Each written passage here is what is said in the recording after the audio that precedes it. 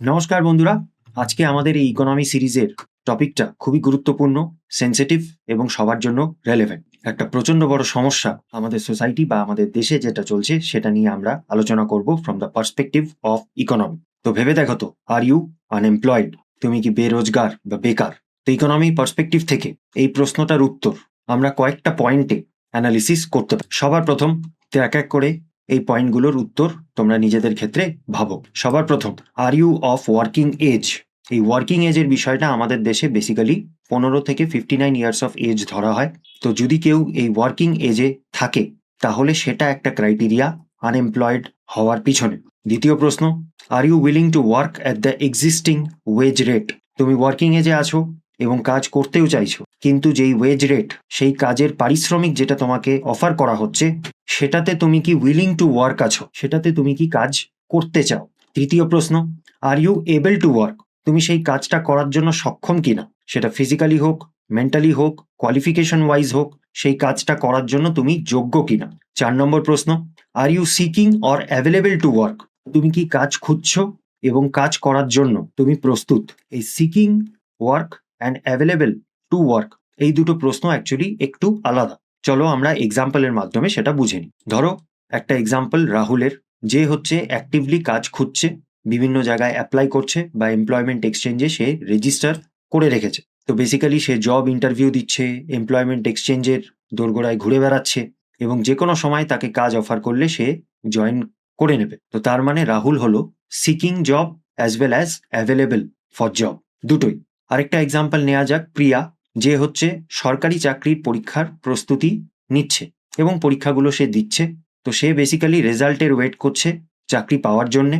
এখন সে কিন্তু অ্যাক্টিভলি জবের জন্য অ্যাপ্লাই করছে না, কিন্তু হ্যাঁ, তার সেই রেজাল্টটা বেরোলে সে ইমিডিয়েটলি জয়নিংয়ের জন্য অ্যাভেলেবেল হবে।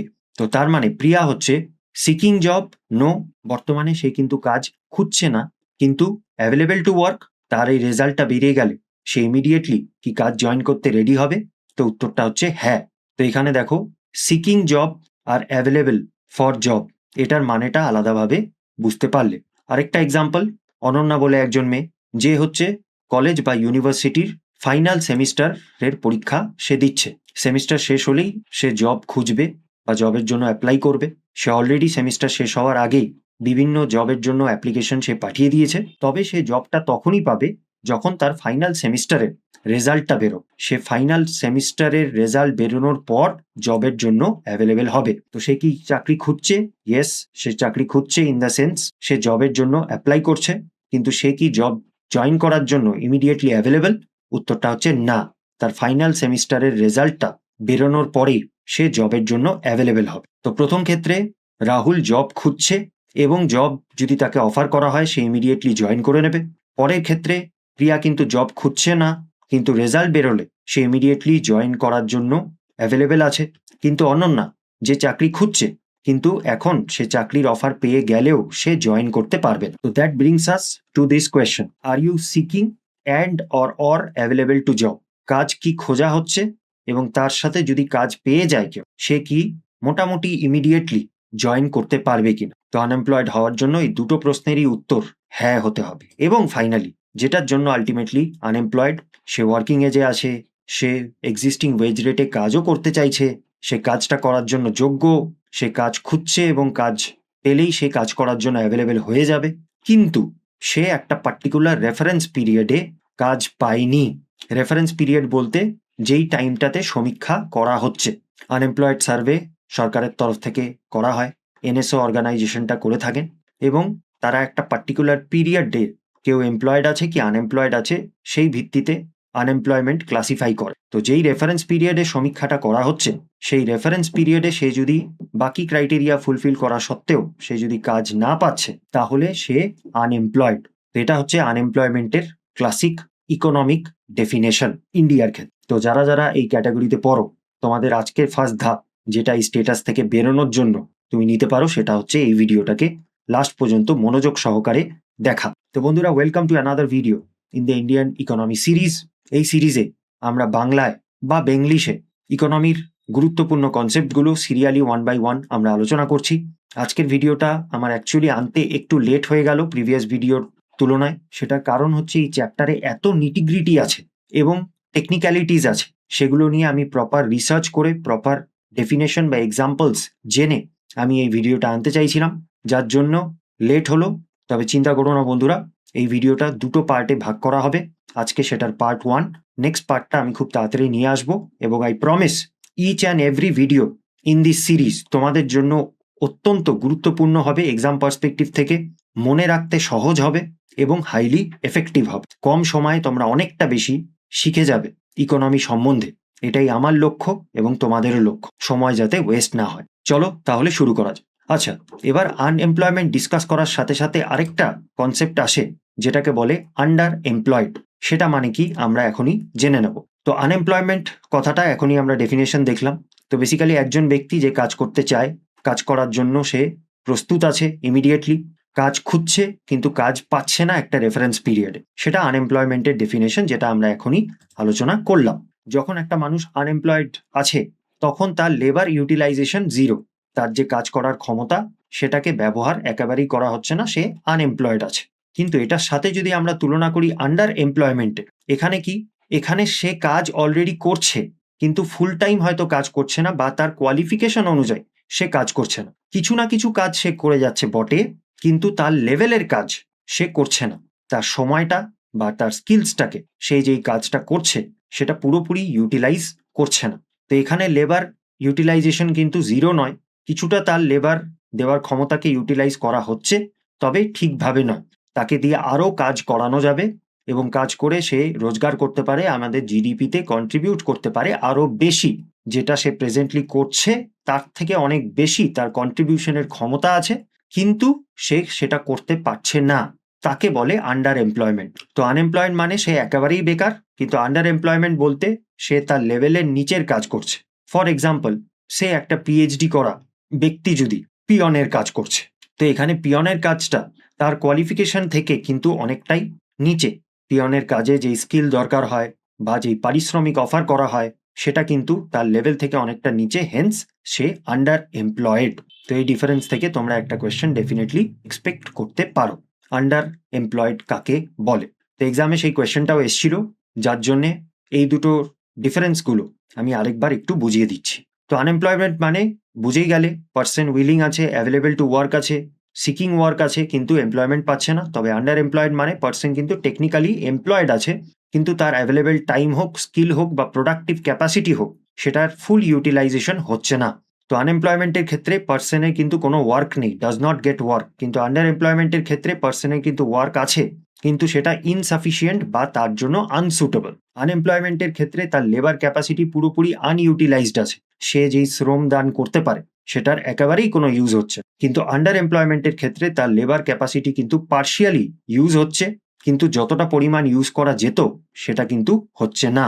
এবার লেবার সার্ভের পার্সপেক্টিভ থেকে আমরা যদি দেখি, তাহলে আনএমপ্লয়েড পার্সনকে অবভিয়াসলি আনএমপ্লয়েড হিসাবে কাউন্ট করা হবে, সেটা একদম পরিষ্কার সোজাসাপটা। কোনোই যদি সে কাজ না করছে, তার লেবার ক্যাপাসিটি যদি একেবারেই ইউটিলাইজেশন না হচ্ছে, তো সে আনএমপ্লয়েড হলো। কিন্তু আন্ডার এমপ্লয়মেন্ট কিন্তু যে কোনো লেবার সার্ভেতে হিডেন থাকতে পারে, যেহেতু সে টেকনিক্যালি এমপ্লয়েড, কিছু না কিছু সে কাজ করছে। তাই জন্য যদি কেউ লেবার সমীক্ষা করতে আসে তখন কিন্তু তাকে এমপ্লয়েড হিসাবে নোট করা হতে পারে, যার জন্য তার আন্ডার এমপ্লয়মেন্টের স্টেটাসটা হিডেন থাকতে পারে। টেকনিক্যালি সে এমপ্লয়েড, হেন্স সে আনএমপ্লয়েড না। তো আশা করি এবারে এই দুটো কনসেপ্টসে তোমরা আর কনফিউজড হবে না। আচ্ছা, এবারে হচ্ছে আনএমপ্লয়মেন্ট এন্ড লেবার এর সাথে জড়িত কিছু ইম্পর্টেন্ট কনসেপ্টস আমরা এক এক করে ডিসকাস করব। এগুলো বেসিক কনসেপ্টস এই চ্যাপ্টারের, যেগুলো ভালো করে বুঝলে তোমাদের এই গোটা চ্যাপ্টারটা মনে গেঁথে যাবে। অলরাইট, সো একজন ওয়ার্কার কাকে বলে? Who is a worker? তো ওয়ার্কার বলতে a person who is engaged in an economic activity. সে এমন কোনো কাজ করছে যেখান থেকে সে উপার্জন করছে এবং সেই উপার্জনটা করে সে তার ঘর গৃহস্থী চালাচ্ছে, লাইভলিহুড চালাচ্ছে। তো সেই ইকোনমিক অ্যাক্টিভিটিটা করে সে দেশের জন্যও কাজ করছে, মানে দেশের জিডিপি বাড়াচ্ছে, কারণ সে তার প্রোডাক্টিভ অ্যাক্টিভিটি অফার করছে বা ইউটিলাইজ করছে, অর্থাৎ সে নিজের শ্রম দান করছে। তো এরকম একটা ব্যক্তিকে হচ্ছে ওয়ার্কার বলা হয়। তো ওয়ার্কারের এক্সাম্পল অনেক কিছু হতে পারে, স্ক্রিনে দেখতেই পাচ্ছ বিভিন্ন টাইপের এক্সাম্পল। আমাদের আশেপাশেও আমরা চারিদিকে ওয়ার্কার্স আমরা দেখতেই পারি, এবং সে যে কোনো রকম কাজ করতে পারে, যেটা ফিজিক্যাল লেবার দিতে হয় এমন কাজও করতে পারে, বা ইন্টেলেকচুয়াল লেবার দিতে হয় এমন কাজও করতে পারে। তো এই অনেকগুলো এক্সাম্পলের মধ্যে কিছু ফেমাস পার্সোনালিটিজও তোমরা দেখবে, তাদের নামগুলো যদি তোমাদের জানা থাকে কমেন্ট সেকশনে একবার লিখে দিতে পারো। এবারে আরো গুরুত্বপূর্ণ হচ্ছে কে ওয়ার্কার নয়। তো একটা ছোট বাচ্চা যে এখনো ওয়ার্কিং এজে আসেনি, অর্থাৎ 15 থেকে 59 ইয়ার্সের মধ্যে সে পড়ে না, সে হচ্ছে ওয়ার্কার নয়। সেম একজন স্টুডেন্ট যে স্কুলে পড়ছে, সে এখনো যেহেতু ওয়ার্কিং এজে নয়, তাই জন্য সে ওয়ার্কার নয়। অনেক সময় বড়লোক বাবা মায়ের ছেলে বা মেয়ে ওয়ার্কিং এজে থাকা সত্ত্বেও ইচ্ছে করে তারা কাজ করে না, বেসিক্যালি বাবার হোটেলে খাচ্ছে, যেটা আমরা চলতি কথায় বলি, তো সেও কিন্তু ওয়ার্কার নয়। হাউসওয়াইফ যেই কাজগুলো করে ঘরে নিজের বা নিজের ফ্যামিলির জন্য, সেগুলোকে ফর্মাল এমপ্লয়মেন্ট হিসাবে কিন্তু ট্রিট করা হয় না। এখন এটা নিয়ে অনেক রকমের কন্ট্রোভার্সি আছে বটে, কিন্তু আপাতত যা ডেফিনেশন আছে, হাউসওয়াইফের লেবারটা এমপ্লয়মেন্টের আন্ডারে কিন্তু কনসিডার করা হয় না। এবং একজন রিটায়ার্ড পার্সন, বুঝতেই পারছো কেন, রিটায়ার করে গেছে, তাই জন্য সে আর ওয়ার্ক ফোর্সে নেই, সে 60 ইয়ার্স তার অতিক্রম হয়ে গেছে। এবারে আমরা বুঝবো এই ওয়ার্কারদের কিছু ক্লাসিফিকেশন। তো প্রথম ক্লাসিফিকেশন ওয়ার্কারদের করা যায় অন দ্য বেসিস অফ সে নিজেই নিজেকে কাজ দিয়েছে নাকি অন্যের আন্ডারে সে কাজ করছে। তো নিজেই নিজেকে কাজ দিয়েছে, অর্থাৎ নিজের দোকান, নিজের কোনো বিজনেস, নিজের কোনো উদ্যমে সে খাটাখাটনি করছে, তাহলে তাকে বলা হবে সেলফ এমপ্লয়েড। নিজের জন্য কাজ করছে, নিজেই প্রফিট আর্ন করছে। আরেকটা ক্যাটাগরি হয় যাদেরকে বলে হায়ার্ড ওয়ার্কার্স, যাদের মধ্যে আবার দুটো ক্যাটাগরি, রেগুলার এমপ্লয়িজ, যারা রেগুলার বেসিসে কাজ করেন, রেগুলার বেসিসে তারা স্যালারি বা ওয়েজেস তারা পায়, যেটা ফিক্সড হয়, তাদের কাজের নিশ্চয়তা আছে। এবং আরেকটা যারা ক্যাজুয়াল লেবারার্স, যারা বেসিক্যালি অকেশনালি কাজ পায়, তাদের কাজটা কিন্তু রেগুলার নয়, দিনের ভিত্তিতে বা সময়ের ভিত্তিতে তারা ওয়েজ পায়, যতটা তারা সময় দিতে পারবে ততটা তারা আর্ন করবে। নো ওয়ার্ক নো পে মডেলে এরা চলে, ক্যাজুয়াল বা কন্ট্রাকচুয়াল লেবারও এদেরকে বলা যেতে পারে। তো এটা ছিল 1 নম্বর ক্লাসিফিকেশন। এবার দ্বিতীয় ক্লাসিফিকেশন হচ্ছে, অলরেডি আমি প্রিভিয়াস ভিডিওতে ডিসকাস করে দিয়েছিলাম যখন আমরা টাইপস অফ সেক্টর আলোচনা করেছিলাম, সেক্টরস অফ ইকোনমি। এই ভিডিওটা তোমরা আমার এই সিরিজেই পেয়ে যাবে ভিডিও 3-তে।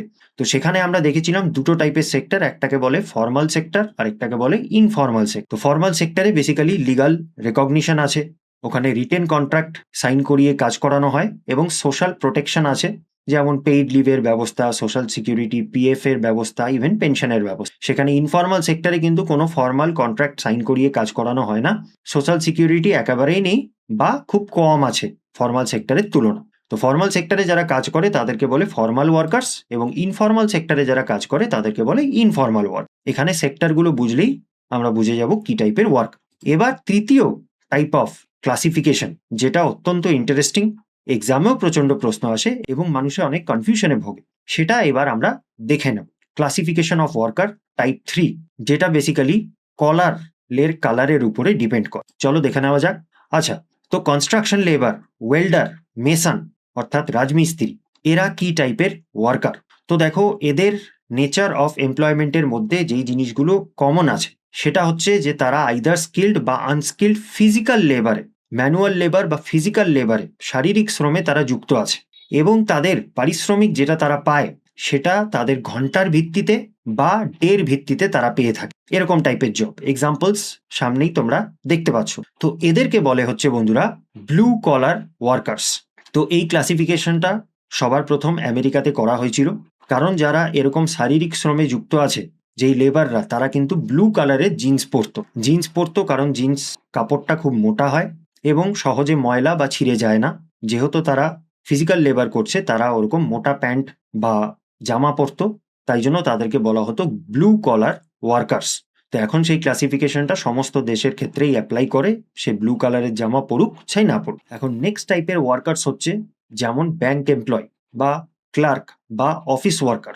এদের নেচার অফ দ্য জব হচ্ছে যে তারা অফিসে বসে কাজ করে, কোনো অ্যাডমিনিস্ট্রেটিভ বা ম্যানেজেরিয়াল ওয়ার্ক করে, বেসিক্যালি তারা ডেস্ক জব করে, একটা ডেস্কে স্থায়ীভাবে বসে তাদের কাজটা হয়।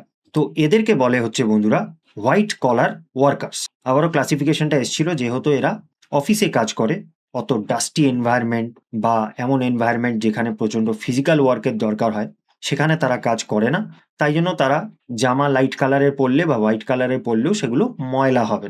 এরা বেসিক্যালি ফিক্স স্যালারিজ পায়। তো বন্ধুরা, এগুলো ইনিশিয়ালি ক্লাসিফিকেশন করা হয়েছিল তাদের ইউনিফর্ম বা তারা যেই জামা পরছে সেই ভিত্তিতে।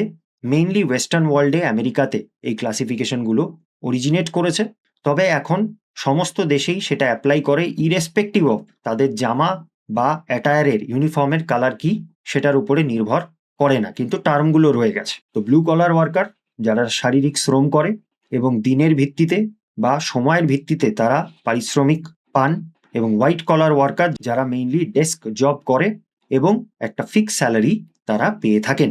নেক্সট হচ্ছে গোল্ড কলার ওয়ার্কার। নামটা থেকেই বুঝতে পারছো ইনারা ইনাদের ফিল্ডে একদম টপে রয়েছে। ইনারা হাইলি এডুকেটেড হন, স্পেশালিস্ট হন, নিজেদের ফিল্ডে একদম টোটাল এক্সপার্টস হন। এক্সাম্পল যেমন সায়েন্টিস্ট বা কোনো কোম্পানির সিইও বা কোনো সার্জন। এগুলো প্রফেশন বাদেও অন্যান্য প্রফেশন হতে পারে। এখানে একটাই ক্রাইটেরিয়া, তারা তাদের ফিল্ডের একদম শীর্ষে রয়েছে। বাই দ্য ওয়ে, এই তিনজনই অত্যন্ত ফেমাস পার্সোনালিটি। ইনাদের নামগুলো তোমরা কমেন্ট সেকশনে লিখে দাও, সাথে লিখে দেবে যে ইনারা গোল্ড কলার ওয়ার্কার্স। এখন নেক্সট ক্লাসিফিকেশন হচ্ছে যারা এই ব্লু কলার জবস এবং হোয়াইট কলার জবসের মধ্যিখানের কোনো জব করে। ইন দ্য সেন্স তাদের জবের মধ্যে কিছুটা তাদের ফিজিক্যাল পরিশ্রমও করতে হয়, আবার কিছুটা তাদের ইন্টেলেকচুয়াল বা তাদের অ্যাডভান্স টেকনিক্যাল স্কিলসও ব্যবহার করতে হয়। তো ব্লু কলার এবং হোয়াইট কলারের মধ্যিখানে এদের জবটা লোকেটেড। এক্সাম্পলস হতে পারে ফায়ার ফাইটার, লোকো পাইলট বা প্যারামেডিক বা অ্যাম্বুলেন্সের টেকনিশিয়ান। তো দেখো, ফায়ার ফাইটিং করার জন্য বা ট্রেন চালানোর জন্য বা অ্যাম্বুলেন্স অপারেট করার জন্য তাদের টেকনিক্যাল বা ইন্টেলেকচুয়াল নলেজ তো লাগেই, কিন্তু তার সাথে তাদের ফিজিক্যাল শ্রমও কিন্তু করতে হয়। তো ইনাদেরকে বলে হচ্ছে গ্রে কলার ওয়ার্কার্স। ব্লু আর হোয়াইট কলারের মাঝখানে ইনাদের অবস্থান। তারা ব্লু কলারের লেবারটাও করে, আবার হোয়াইট কলারের ইন্টেলেকচুয়াল স্কিলসও তারা অ্যাপ্লাই করে। নেক্সট আমরা যেটা জানবো সেটা হচ্ছে রেড কলার ওয়ার্কার্স কাদেরকে বলে। তো দেখো বন্ধুরা, এই রেড কলার ওয়ার্কার্সের দুটো প্রচলিত ডেফিনেশন আছে।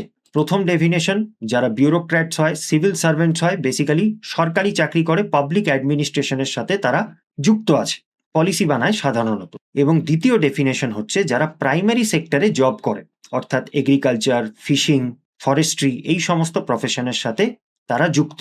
এখন এক একটা বইতে এটার ডেফিনেশন এক একটা রয়েছে। কোথাও শুধু প্রথম ডেফিনেশনটা দেওয়া হয়েছে, কোথাও শুধু পরের ডেফিনেশনটা দেওয়া হয়েছে। আমি তোমাদের দুটোই বলে দিলাম, যেই হিসাবে কোয়েশ্চেন আসবে সেই হিসাবে তোমরা উত্তর করবে। তো আমাদের ওয়েস্ট বেঙ্গল বা ইন্ডিয়ার একদম ফেমাস বিউরোক্র্যাটস বা সিভিল সার্ভেন্টস, এবং যদি দ্বিতীয় মানেটা নেয় তাহলে এই সমস্ত প্রফেশন, ফার্মার বা ফিশারম্যান। তো খেয়াল রেখো, এখানে কোয়েশ্চেনটা ভালো করে পড়বে এবং অপশনগুলো দেখবে, সেই হিসাবে এদেরকে ক্লাসিফাই করবে। আর যদি কোনো ডেসক্রিপটিভ পেপারে এই টার্মটা ইউজ করো তাহলে ব্র্যাকেটে লিখে দেবে যে তুমি কোন ডেফিনেশনটা মিন করছো। আরেকটা জিনিস বন্ধুরা, পলিটিশিয়ানদের কিন্তু রেড কলার ওয়ার্কার্স ধরা হয় না। তারা ইলেকশন জেতার পরে তাদের জব নিশ্চিত হয়, মেজরিটির উপরে তার সেই জবে কন্টিনিউ করা ডিপেন্ড করে। কিন্তু বিউরোক্র্যাটস বা সিভিল সার্ভেন্টদের কিন্তু এমন নয়, তাদের অ্যাপয়েন্টমেন্টটা সাধারণত লাইফ টাইম হয়, তারা স্থায়ীভাবে জব করে এবং ফিক্স স্যালারি তারা পায়, যার জন্য ইনাদেরকে রেড কলার ওয়ার্কার্স ধরা হয়। কিন্তু পলিটিশিয়ানরা কিন্তু এই এক্সাম্পলে পড়ে না। নেক্সট ক্যাটাগরি যাদের বলে পিঙ্ক কলার ওয়ার্কার্স। এখন বন্ধুরা, এই পিঙ্ক কলার ওয়ার্কার্স অরিজিনালি এমন টাইপের ওয়ার্কারদের বা এমন টাইপের প্রফেশনকে বোঝানোর জন্য ব্যবহার করা হতো যেটা মেইনলি ওমেন সেন্ট্রিক। সাধারণত সেই সমস্ত প্রফেশনে মহিলারা কাজ করে, যেমন নার্স, এয়ার হস্টেস, আমাদের ওয়েস্ট বেঙ্গলে আশা ওয়ার্কার্স বা বিউটিশিয়ান বা হেয়ার স্টাইলিস্ট। বেসিক্যালি ইনারা কেয়ার গিভিং টাইপের প্রফেশনের সাথে যুক্ত, এবং ট্রেডিশনালি এই সমস্ত কেয়ার গিভিং টাইপের প্রফেশন কিন্তু মহিলারাই পারসিউ করত। বিশেষ করে ওয়ার্ল্ড ওয়ারগুলোর টাইমে যারা পুরুষ ছিল তারা তো যুদ্ধ করতে বেরিয়ে গেছিল, এবার আনুষাঙ্গিক যে দেশের কাজকর্ম থাকে সেগুলোর জন্য কিন্তু শুধু মহিলাই রিক্রুট করা হতো। তো তখন থেকেই পিঙ্ক কলার ওয়ার্কার টার্মটা এসছে। তবে এখনকার ডেফিনেশন অনুযায়ী সেটা কিন্তু শুধুমাত্র ফিমেল ডমিনেটেড সেক্টরকে বোঝায় না, আর এখন মোটামুটি অনেকগুলো সেক্টরেই এখন আর সেরকম মেল স্পেসিফিক বা ফিমেল স্পেসিফিক সেগ্রেগেশন নেই। তো এখনকার ডেফিনেশন অনুযায়ী ইনারা যুক্ত আছে কেয়ার গিভিং বা হসপিটালিটি বা কাস্টমার সার্ভিস রিলেটেড প্রফেশনসের সাথে, তাদেরকে বলে পিঙ্ক কলার ওয়ার্কার। তো যারা বাকিদের টেক কেয়ার করে তারাই হচ্ছে pink collar workers. Okay, and next টাইপের ওয়ার্কার হচ্ছে যারা এনভায়রনমেন্টাল কনজারভেশনের সাথে জড়িত। এনভায়রনমেন্টাল কনজারভেশন, রিনিউয়েবল এনার্জি বা সাস্টেনেবল ডেভেলপমেন্ট রিলেটেড যে অকুপেশনসগুলো রয়েছে সেগুলোর সাথে তারা জড়িত, যেমন একজন সোলার প্যানেলের টেকনিশিয়ান বা একজন ফরেস্ট গার্ড। তো ইনাদেরকে বলা হয়, যেহেতু এনভায়রনমেন্টের সাথে যুক্ত, তাই জন্য গ্রিন কলার ওয়ার্কার্স। এবারে নেক্সট আরো তিনটে টাইপের কলার্ড ওয়ার্কার্স হয় মেইনলি, যেটা মডার্ন যুগে এই সমস্ত প্রফেশন এসছে, আগে ছিল না। তো তেমন 3টে টাইপের ক্যাটাগরি হচ্ছে, সবার প্রথম ওপেন কলার ওয়ার্কার্স, যারা বেসিক্যালি ফ্লেক্সিবল বা লোকেশন ইন্ডিপেন্ডেন্ট কাজ করে। তাদের কাজটা তাদের লোকেশনের উপরে ডিপেন্ড করে না, মেইনলি ইন্টারনেটের মাধ্যমে কাজকর্ম করে। ওয়ার্ক ফ্রম হোম টাইপের জব ভাবতে পারো, পুরোপুরি ওয়ার্ক ফ্রম হোম। তারা অফিসে গিয়ে কাজ করে না বা কোনো একটা পার্টিকুলার লোকেশনে তাদের থাকার প্রয়োজন নেই তাদের কাজটা করার জন্য। তো ফর এক্সাম্পল ইউটিউবার্স, তো বুঝতেই পারছো নতুন টাইপের প্রফেশন। দ্বিতীয় একটা রয়েছে যাদেরকে বলে স্টিল বা ক্রোম কলার ওয়ার্কার্স, যারা হচ্ছে একদম নতুনত্ব যে ফিল্ড রয়েছে, যেমন হচ্ছে অ্যাডভান্সড অটোমেশন বা রোবোটিক সিস্টেম, সেগুলো নিয়ে কাজ করে। তাদেরকে এই স্টিল বা ক্রোম কালার ওয়ার্কার বলা হয়। রোবট টোবট বানাচ্ছে, অটোমেশন, এআই এসব নিয়ে কাজ করছে, তারা এই ক্যাটাগরিতে পড়ে যায়। এবং তৃতীয়, আবারও এটা এই নতুন যুগের টেকনোলজির জন্যই পসিবল হয়েছে, তাদেরকে বলে নিউ কলার ওয়ার্কার্স। তো এরা এমন ওয়ার্কার যারা তাদের যে টেকনিক্যাল প্রফেশনাল স্কিলটা, সেটা কিন্তু কোনো ট্রেডিশনাল এডুকেশন সিস্টেম থেকে তারা অ্যাকিওর করেনি। মানে বেসিক্যালি স্কুল বা কলেজে তারা পড়াশোনা করেনি, বা সেখান থেকে তারা যেই প্রফেশনে রয়েছে সেটার নলেজ বা স্কিল তারা অ্যাকিওর করেনি। তারা নন ট্র্যাডিশনাল পড়াশোনা তারা করেছে, বিশেষ করে হয়তো তারা বাড়িতে বসে স্টাডি ফ্রম হোম তারা করেছে ইন্টারনেট বা এআই এর মাধ্যমে, বা আমার ইউটিউব ভিডিও দেখে। তো তাদেরকে বলা হবে নিউ কলার ওয়ার্কার্স। তো অনলাইন লার্নার্সরাই পরে যখন কাজ পাবে তখন তাদেরকে বলা হবে নিউ কলার ওয়ার্কার্স। তো এই 3টে টাইপের প্রফেশনই কিন্তু নতুন টেকনোলজি আবিষ্কার হওয়ার ফলে এক্সিস্টেন্সে এসছে। এগুলোর থেকে চট করে একটা প্রশ্ন ইউপিএসসি বা ডাব্লিউবিসিএস টাইপের পরীক্ষাতে বা ইভেন এসএসসি দিয়ে দিতে পারে। আচ্ছা, আরেকটা পয়েন্ট যেটা বলা দরকার বন্ধুরা, কোনো একটা টাইপের প্রফেশন বা ওয়ার্কার সে কিন্তু পুরোপুরি একটা ক্লাসিফিকেশনে কিন্তু ফিট হয় না। ফর এক্সাম্পল, একজন গ্রিন কলার ওয়ার্কার যে এনভায়রনমেন্ট নিয়ে কাজকর্ম করে, তাকে কিন্তু স্টিল বা ক্রোম কলার ওয়ার্কারও ধরা যেতে পারে, যদি সে এনভায়রনমেন্টকে কনজার্ভ করার জন্য খুব অ্যাডভান্স টেকনোলজি নিয়ে সে কাজকর্ম করছে।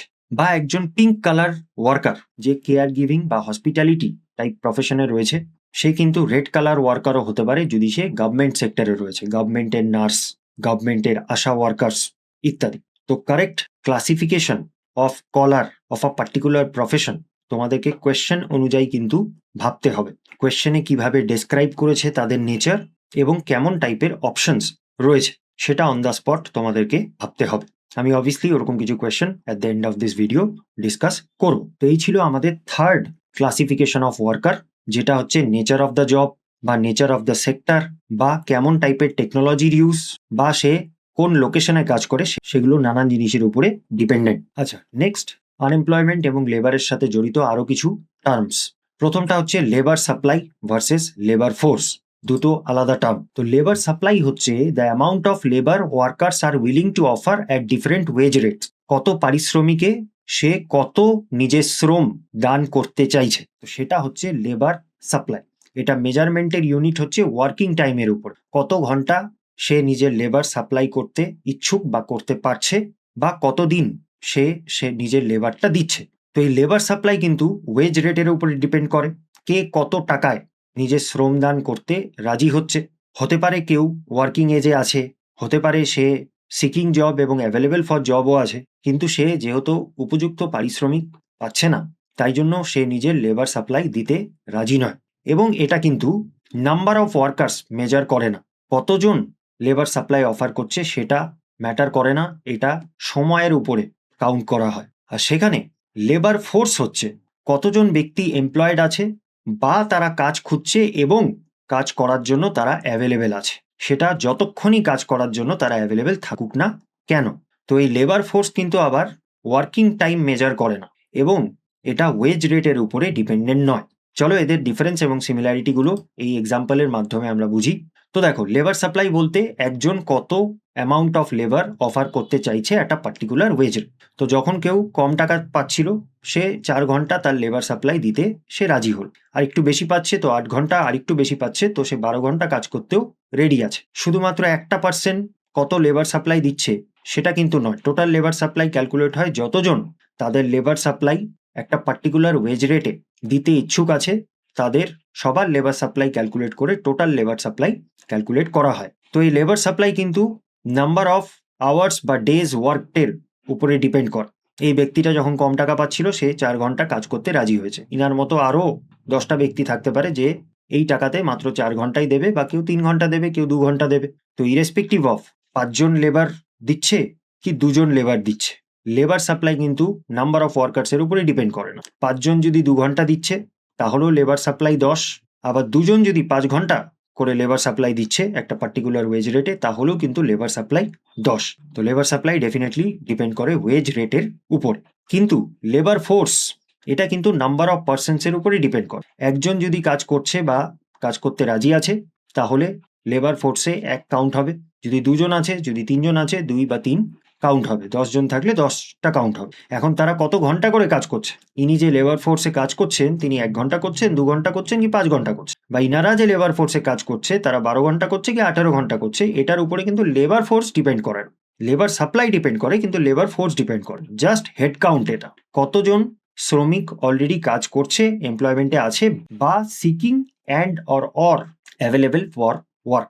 তো labour supply does not change with the number of hours worked, and also it does not depend on the offered wage rate. সে কত পারিশ্রমিকে কাজ করছে, কত ঘন্টা, এই দুটোর উপরেই এটা ডিপেন্ডেন্ট হয়। এটা জাস্ট হেড কাউন্ট রেশিও। তো আশা করি এবারে তোমরা ডিফারেন্স আর সিমিলারিটিটা বুঝতে পারলে। তো লেবার সাপ্লাই বেসিক্যালি এটা জিজ্ঞেস করে কত টাইমের মানুষে কাজ করতে চাইছে, আর লেবার ফোর্স এটা জিজ্ঞেস করে কতজন লেবার দিতে চাইছে বা দিচ্ছে। তো আশা করি তোমাদের ক্লিয়ার হলো। ক্লিয়ার হলে অবশ্যই এই ভিডিওকে একটা থামস আপ দিয়ে দেবে।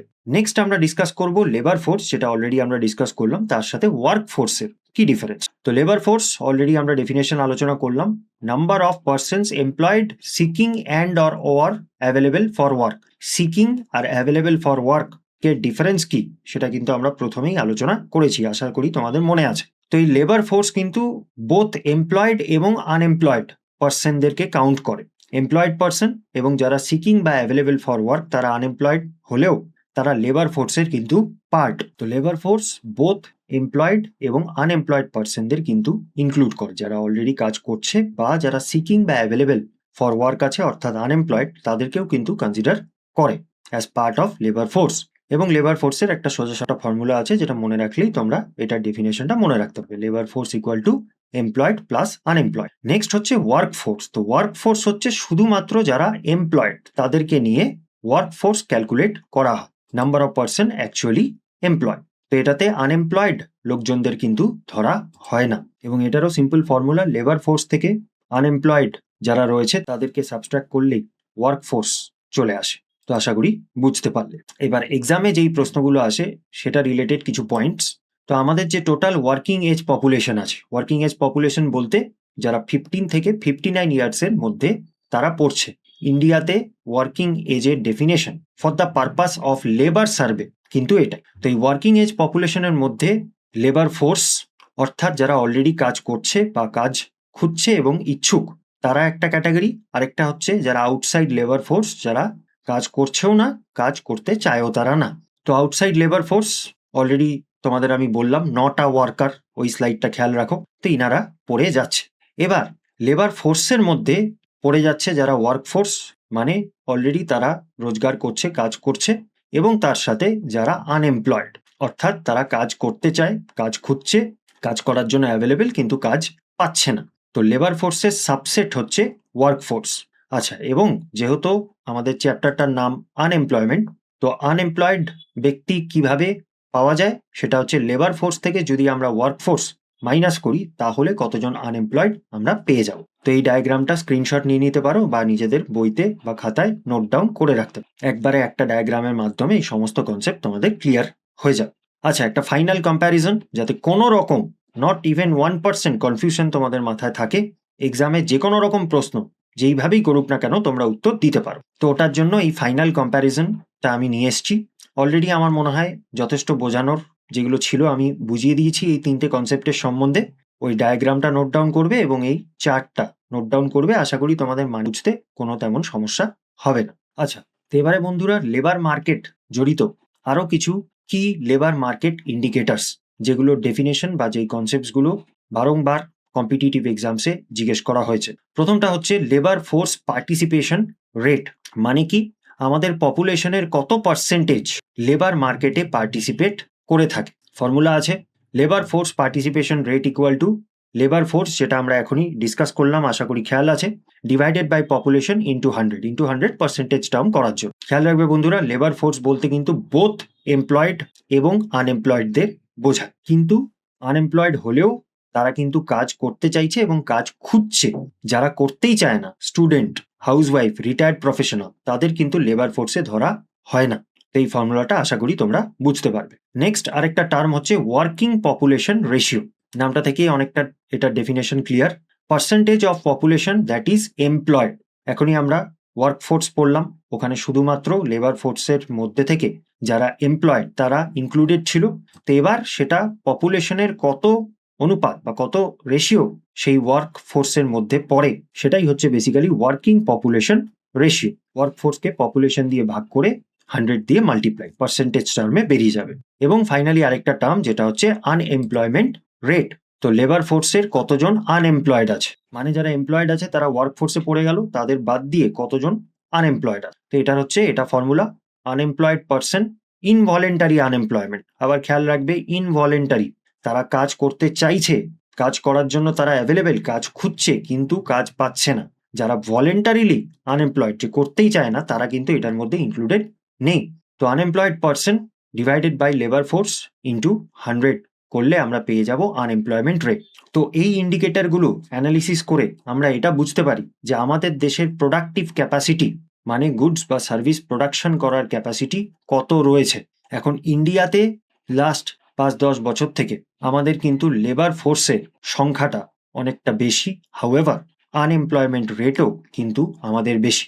তো এখান থেকে অনেক সময় হিন্দুর পেপার টেপারে তোমরা পড়বে যে আমরা আমাদের ডেমোগ্রাফিক ডিভিডেন্ড, মানে আমাদের পপুলেশন যে এত ইয়াং আছে, অ্যাভারেজে ওয়ার্কিং এজে তারা পড়ে, তাদের স্কিলের অভাবে বা উপযুক্ত চাকরির অভাবে আমরা সেই ডেমোগ্রাফিক ডিভিডেন্ড, মানে ইয়াং পপুলেশনের প্রোডাক্টিভ ক্যাপাসিটির অ্যাডভান্টেজ আমরা নিতে পারছি না। তো এইসব নিউজ চলতে থাকে এবং তখন এই নাম্বারসগুলো লেটেস্ট ফিগার অনুযায়ী কোট করা হয়। এই ভিডিওতে আমি সেই নাম্বারগুলো এনে অতিরিক্ত ক্রাউডিং করছি না, কারণ এগুলো স্ট্যাটিক টপিকের উপরে ভিডিও।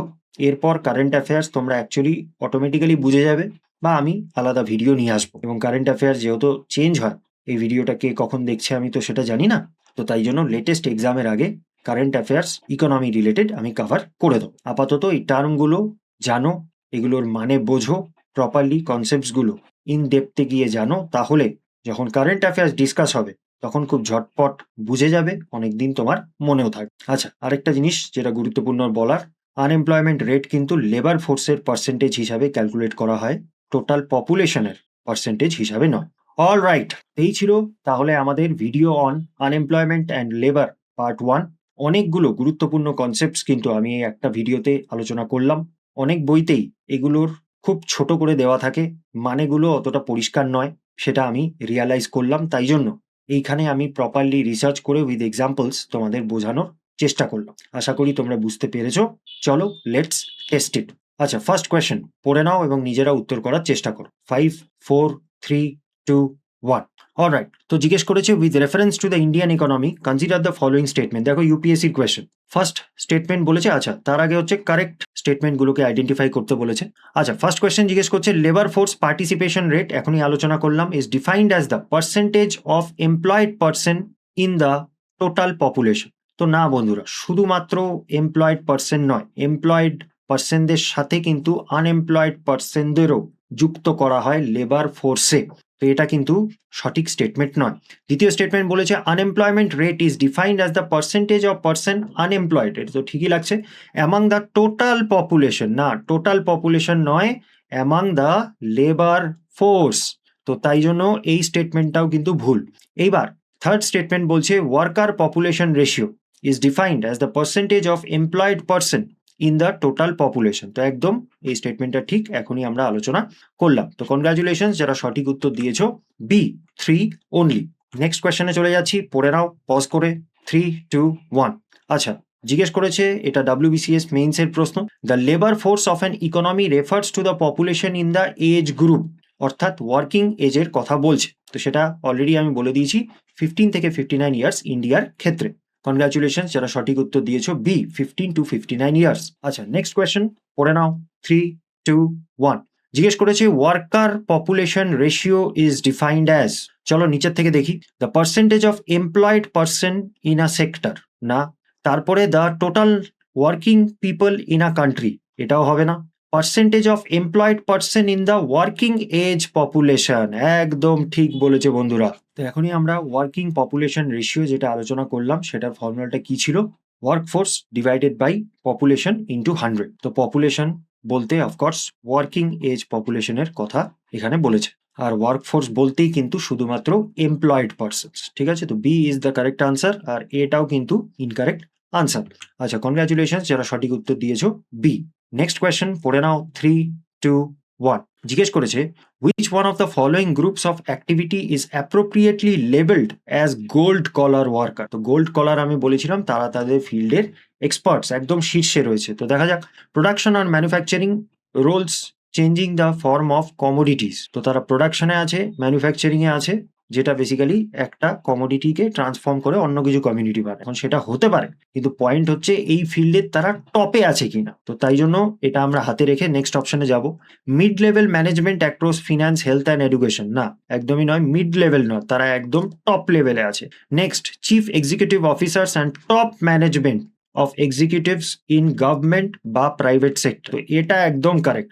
তারা যে কোনো ফিল্ডে তারা টপে রয়েছে। এখন সেটা তারা গোল্ড কলার হিসাবেও তাদের ক্লাসিফিকেশন হতে পারে, আর যদি গভর্নমেন্ট সেক্টরে আছে তাহলে অফকোর্স তাদেরকে রেড কলার ওয়ার্কারও বলা যেতে পারে, বিউরোক্র্যাটস বা পলিসি মেকার্স। কিন্তু কিওয়ার্ড হচ্ছে তারা তাদের ফিল্ডের টপে আছে।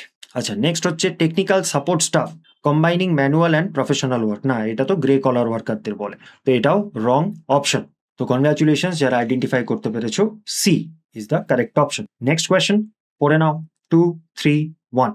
জিজ্ঞেস করেছে workers engaged in primary economic activity, primary সেক্টরে কাজ করে যেমন এগ্রিকালচার, হান্টিং, মাইনিং ইত্যাদি। অ্যান্ড নেক্সট কোয়েশ্চেন বন্ধুরা, এটা পজ করে তোমরা পড়ে কমেন্ট সেকশনে নিজেরা উত্তর করার চেষ্টা করবে। আমি এটার উত্তরটা বলে দিচ্ছি না, যারা সতর করবে আমি তাদেরটা পার্সোনালি লাইক করব। এই কোয়েশ্চেনটা ফার্স্ট কমেন্টে পিন করা থাকবে, সেটার নিচেও তোমরা উত্তর করতে পারো। অলরাইট বন্ধুরা, তো দ্যাট ওয়াজ আওয়ার ভিডিও। আমরা নেক্সট ভিডিওতে এটার পার্ট 2 নিয়ে ডিসকাশন করব। সেখানে আমরা টাইপস অফ আনএমপ্লয়মেন্ট আমরা জানবো, এবং কিভাবে বা কি মেথোডোলজি ইউজ করে এই লেবার সার্ভেগুলো হয়, শ্রমিকদের সমীক্ষা হয়, সেগুলো আমরা জানবো। তার আগে এই ভিডিওটা কিন্তু বারবার দেখো। আজকে মেইনলি আমি বেসিক কনসেপ্টসগুলো আলোচনা করলাম, যেটা বুঝলে তোমরা নেক্সট পোর্শনটা কিন্তু ভালোভাবে বুঝতে পারবে। এই ভিডিওটাতে আলোচ্য কনসেপ্টসগুলো বোঝাতে যদি কোনো ঘাটতি থাকে তাহলে নেক্সট ভিডিওটা কিন্তু তোমাদের মাথায় ঢুকবে না, প্রচন্ড কনফিউজিং লাগবে। তো আজকের ভিডিওটা একবার নয়, দুবার নয়, মিনিমাম 3 থেকে 4 বার দেখো, এবং ভিডিওটা ভালো লাগলে বা আমার এই এফার্টকে এনকারেজমেন্ট জানানোর জন্য প্লিজ একবার লাইক করে দেবে, ভিডিওটা শেয়ার করে দেবে, এবং যেগুলো কমেন্ট করতে বললাম সেগুলো করে নেবে। তো thank you so much, see you in the